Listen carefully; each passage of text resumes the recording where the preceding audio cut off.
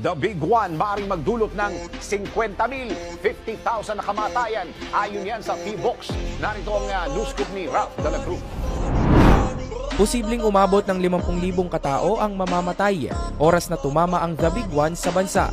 Ito ayon kay PHIVOLCS Director Dr. Teresito Bacolcol at binigyang diin na batay sa kanilang pag-aaral, tinatayang nasa mahigit 33,000 katao ang mamamatay sa mismong lindol na posibleng tumama sa National Capital Region habang nasa 18,000 ang karagdagang mamamatay dahil sa sunog.